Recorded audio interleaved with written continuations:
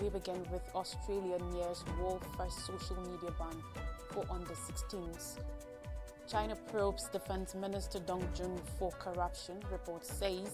Trump breaks norms, signs transition memo with Biden team. Lebanon, Israel Hezbollah ceasefire deal takes effect, and U.S. tariffs for greatness may spell trouble for Asia. Stay with me for these and more stories. Australia's lower house of parliament has voted tremendously to pass a landmark bill barring the use of social media by children under 16. The bill passed by the House of Representatives on Wednesday aims social media platforms such as TikTok, Facebook, Instagram and X with fines of up to 50 million Australian dollars, that's 32 million US dollars, if they fail to comply with the ban. After passing with 103 votes in favor to 13 votes against, the bill will move to the Senate, where it is also anticipated to pass with the backing of Australia's major parties. The government had agreed to amendments made in the Senate that will boost privacy protections for social media users, including a prohibition on platforms compelling users to submit government-issued identification, opposition lawmaker Dan Tehan said. Should the ban become law, social media companies will have a year to work out how to comply with the order. Tech companies had called on the Australian government to postpone the vote until at least June of next year, when the results of a study into age verification technology are due to be released. Facebook and Instagram owner Meta said in a statement this week, in the absence of such results, neither industry nor Australians will understand the nature or scale of age assurance required by the bill, nor the impacts of such measures on Australians. In its present form, the bill is inconsistent and ineffective. The legislation has moved quickly through Australia's parliament, where legislators say the ban is required to stop the harmful impacts of social media on children. While the ban has been broadly supported in parliament, some opposition lawmakers have argued the legislation fails to tackle several of the underlying problems with social media while restricting Australian rights. The true object of this legislation is not to make social media safe by design, but to make parents and voters feel like the government is doing something about it, independent lawmaker Zoe Daniel told Parliament. The bar also has been criticized by Amnesty International and Australia's Human Rights Commissioner Lauren Finlay, who said it will deprive vulnerable children of a social safety net.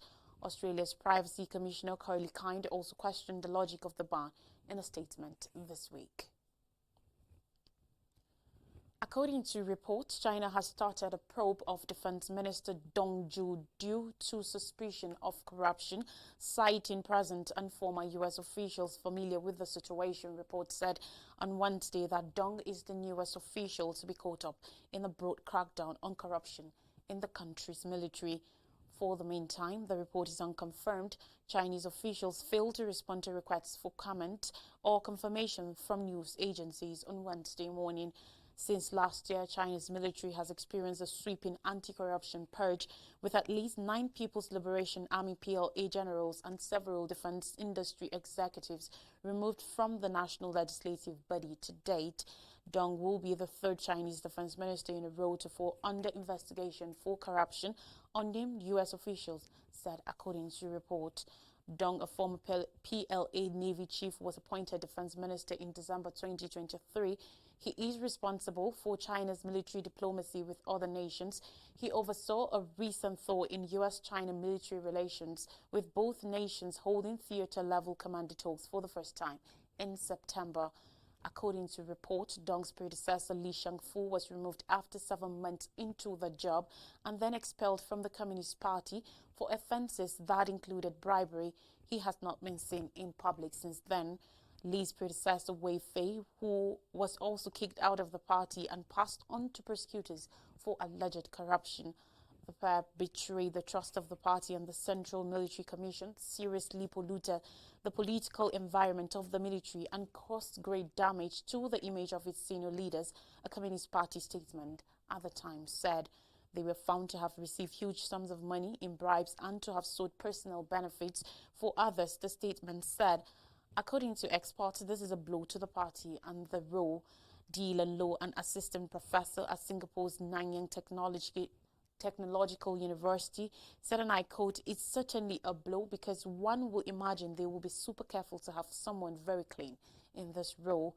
Graft probes are very commonly targeted at the military because of the long historical ties between the business world and the PLA," he said. At least two other high-ranking officers linked to the Rocket Force, a relatively new unit of the Chinese military, have also been removed for corruption. Victor Shi, an expert on China's elite politics, said according to reports that Deng likely had authority over tens of billions in procurement per year during his time in the Navy.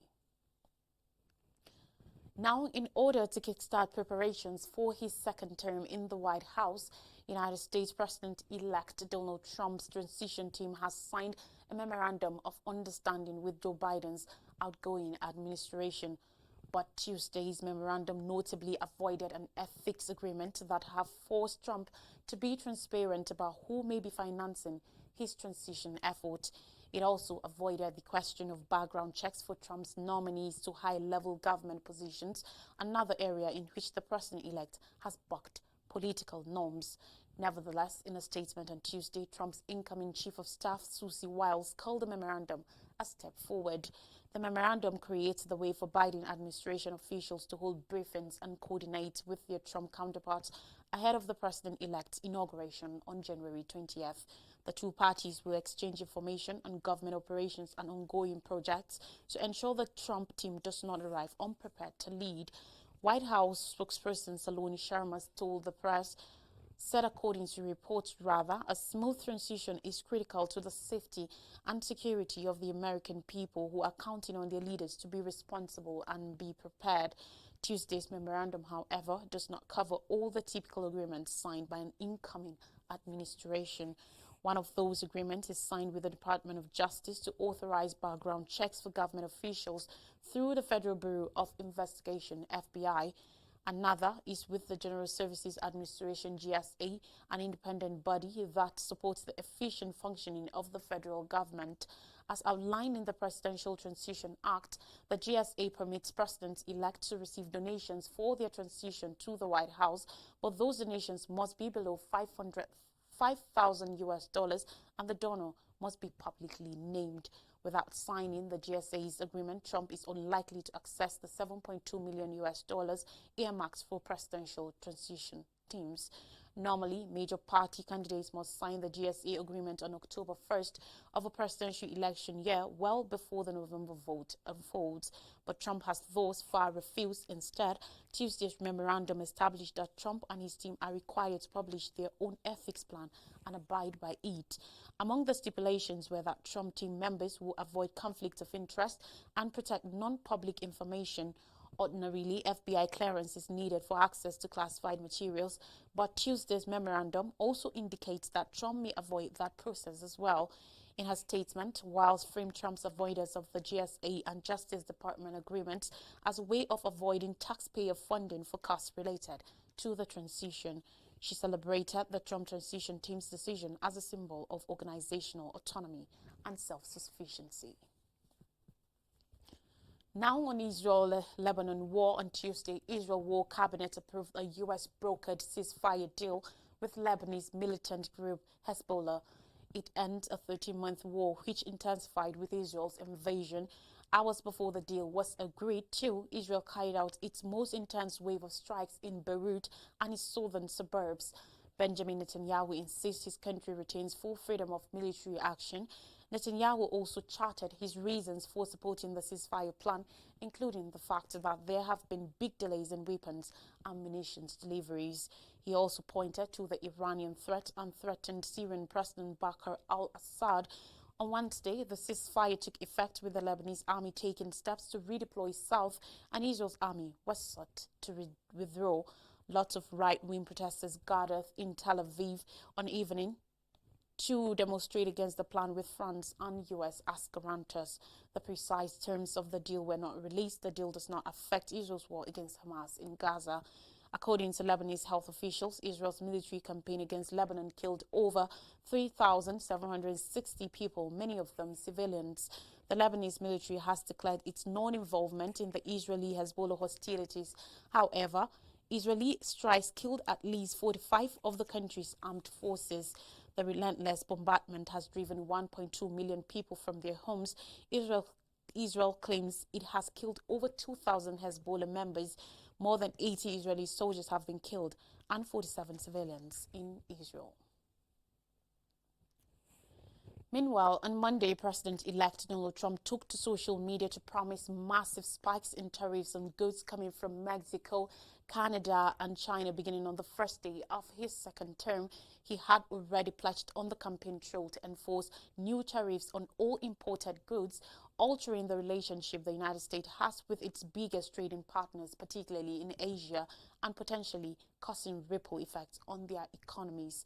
Although the potential consequences are inexact, the tariffs, which are a tax on goods that are imported, will likely hurt countries in Asia that depend on sales to the United States to boost their economies. Last year, Japan's exports to the U.S. amounted to $145 billion US dollars, closely 20% of its total. In 2023, the U.S. was South Korea's second largest export market after China, with $116 billion US dollars of goods traded. But Trump's planned tariffs on Chinese goods could also benefit some countries in Southeast Asia, as factories may relocate from China to other places in the region. Earlier this month, shoe seller Steve Madden announced that it will split its Chinese production to avoid Trump's tariffs, and it will be sourcing from Cambodia, Vietnam, Mexico and Brazil, among other countries. In 2023, the U.S. was the #1 recipient of exports from China, Vietnam, Thailand, India and Japan. The U.S. was also the second biggest recipient of goods from South Korea and Indonesia, just behind China, and it ranked third for Malaysia and Singapore. The U.S. imported the most overall from Mexico in 2023, followed by China and Canada. 6 of the top 10 places where the U.S. gets its goods are in Asia. But the flow of goods is not reciprocal, as the U.S. has a trade deficit with several Asian nations, meaning that the U.S. imports more from those countries than it exports from them to them rather. In the first 9 months of 2024, the United States' biggest trade deficit was with China. Mexico was second and Vietnam took the third position, as the U.S. recorded a deficit of $90.6 billion US dollars with the Southeast Asian nation. Japan and South Korea also ranked in the top 10. Although the trade deficit with China has narrowed over the past year, deficits with countries like Vietnam and Thailand are adding as the U.S. tries to move away from importing Chinese goods. Trump says he wants to increase tariffs on all imports to shrink or eliminate the trade deficit, but economists warn his tariffs will effectively be a tax paid by Americans, driving prices up at home as companies pass on the increased cost of imports to consumers. Philip Daniel, CEO of AutoZone, on earnings call in September said, "If we get tariffs, we will pass those tariffs costs back to the consumer." More stories now. Laos detains hostel staff over backpacker methanol deaths. According to state-affiliated media in the Southeast Asian country, 8 staff members of a backpacker hostel in Laos have been apprehended by local authorities as they probe the deaths of 6 foreign tourists from suspected methanol poisoning. The deaths of 2 Australian teenagers, a British woman, an American man and 2 Danish women, and reports of others taking ill prompted warnings last week from several Western nations about the potentially fatal consequences of drinking tinted alcohol in Laos. The employees of the Nana Backpacker Hostel in the northern town of the Vang Vieng, all Vietnamese nationals aged between 23 and 44, were arrested Monday by local police, according to reports. Part of the probe has focused on reports the tourists were offered free shots of alcohol at the hostel, where at least 5 of those who died had stayed. The hostel manager and owner, who are also Vietnamese, were earlier detained for questioning by police, according to report. The manager had earlier said the 2 Australian women joined more than 100 guests for free shots at the hostel before leaving for a night out, but he denied that other guests had reported any issue. The victims' respective governments have confirmed their nationalities and deaths, but several details of the suspected mass poisoning remain uncertain, frustrating families and fellow travelers trying to piece together what happened in Vang Vieng.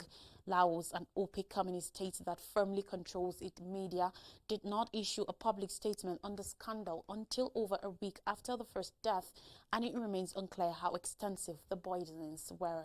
A statement on Friday reported that the consumption of tainted alcohol beverages was the suspected cause of the deaths, but Laos authorities have not given any indication of where and how tainted alcohol might have got into the supply chain. In African scenes, an election, Nandi Ndaitwah leads as ruling party favorite in Namibia. Netumbo Nandi Ndaitwah, Namibia's vice president, could become the country's first female president if she wins the presidential poll on Wednesday. At least 1.4 million people, or almost half of the population, have registered to vote in the elections, with 15 political parties running for president and seats in the National Assembly. I'm proud to have the mentality of liberation because, having liberated the people of Namibia politically, I'm now ready to liberate them economically, Nandi said at a rally for supporters of her party, the Southwest Africa People's Organization. Leader of the Popular Democratic Movement, Mark Henry Venani, however, called on voters to turn out at the polls, urging them to rise up, stand in the long queues and cast a vote for the future we all deserve. Results from special early polls held for Namibia's foreign mission, CMIN, and security services announced by the Electoral Commission of Namibia this month showed that Nandi Ndaitwah and her party, the Southwest Africa People's Organization, or SWAPO, are in the lead. Since its independence from South Africa's apartheid minority government in 1990s, SWAPO has governed the Southwest African country.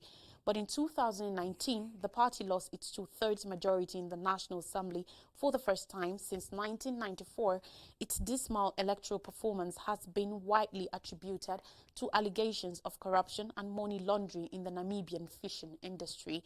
2 cabinet ministers were arrested, and businessmen linked to the ministers were also convicted and imprisoned. If she becomes president, Nandi Ndaitwah will follow in the footsteps of Liberia's Ellen Johnson Sirleaf, who made history when she became the continent's first elected female president in 2005, as well as Malawi's Joyce Banda and Samba Pranza of the Central African Republic, CAR. Elections in Southern Africa this year have delivered groundbreaking changes to the region's political landscape, with the ANC in South Africa losing its 30-year parliamentary majority and Botswana's Democratic Party getting unseated after 58 years in power. In Mauritius, considered one of the most stable democracies in Africa, the opposition won recent elections by a landslide. We take a breather now, and when we come back, I'll bring you stories from Nigeria. Please stay with us.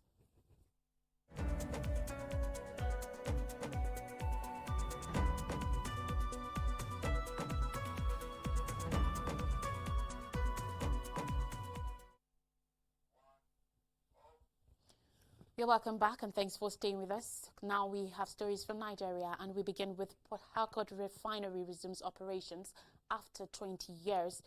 The Port Harcourt Refinery has formally commenced operations after being inactive for over 20 years. On Tuesday, the Nigerian National Petroleum Company, NNPCL, announced that the first truck started loading petroleum products, marking a major milestone in Nigeria's energy sector. This revitalization follows a $1.5 billion rehabilitation project initiated since April 2021, targeted at modernizing the facility, which has a shared capacity of 210,000 barrels per day from its 2 units established in 1965 and 1989. Since 2021, the rehabilitation of the refinery has been ongoing following the $1.5 billion contract approved by the federal government for the purpose.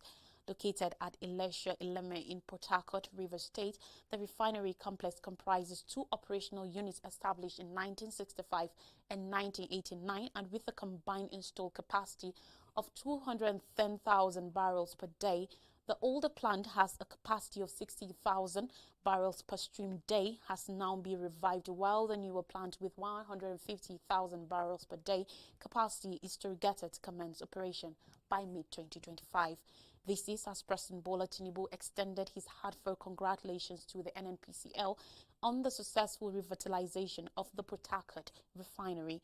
With this development, major industry analysts and petroleum marketers are predicting a new price adjustment for premium motor spirit PMS, also popularly known as petrol, as the restreaming of the refinery is anticipated to boost domestic supply, lessen Nigeria's dependence on imported fuel, and alleviate foreign exchange pressures. The restreaming signals the commencement of crude oil processing from the plants and delivery of petroleum products into the market. President Tinubu, in a statement by his spokesperson Bayo Onanuga, acknowledged the key role of ex-President Muhammadu Buhari in initiating the comprehensive rehabilitation of all our refineries and expressed gratitude to the African Export-Import Bank for its confidence in financing this critical project. Furthermore, Tinubu applauded the leadership of the NNPCL's Group Chief Executive Officer Mele Kyari, whose unwavering dedication and commitment were instrumental in overcoming challenges to achieve this milestone. With the successful revival of the Port Harcourt refinery, President Tinubu urged NNPCL to expedite the planned reactivation of both the second Port Harcourt refinery and the Warri and Kaduna refineries. These efforts will majorly enhance domestic production capacity alongside the contributions of privately owned refineries and make our country a major energy hub, with the gas sector also enjoying unprecedented attention by the administration. He underscored his administration's determination to repair the nation's refineries, aiming to eradicate the disheartening perception of Nigeria as a major crude oil producer that lacks the ability to refine its own resources for domestic consumption. Highlighting the values of patience, integrity, and accountability in the rebuilding of the nation's infrastructure, President Tinubu called upon individuals, institutions, and citizens entrusted with responsibilities to maintain focus and uphold trust in the service to the nation. And finally on the news, alleged 110 billion naira fraud, Bello in court as ex-governor meets EFCC. Yaya Bello, ex-governor of Kogi State, is presently being detained at the holding facilities of the Economic and Financial Crimes Commission, EFCC, in Abuja, according to report. In April, Bello, who was declared wanted by the anti-graft agency over an alleged 110 billion naira fraud, was finally grilled after all efforts to have him arrested and stand trial proved abortive. The commission has not been able to bring him to court for arraignment since filing the charges against the former Kogi governor. The commission had initially filed 19 charges against Bello, along with his nephews Ali Bello, Dauda Suleiman, and Abdusalam Hudu, for money laundering offences amounting to over 80 billion naira.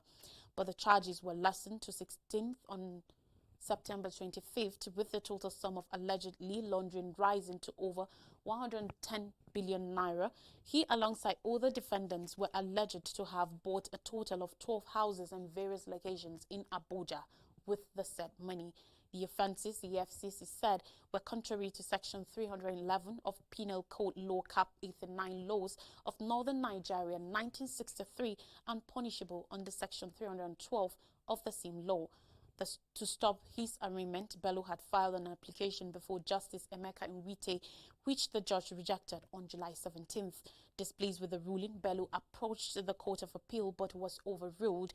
A three-member panel led by Hamma Burka on August 20th dismissed the appeals filed by Bello and ordered to surrender himself for trial. He was also unsuccessful with his move for the transfer of his trial from the Abuja division of the Federal High Court to the Lokoja division. To refresh our memories, Australia nears world first social media ban for under 16s. China probes Defense Minister Dong Jun for corruption, according to report.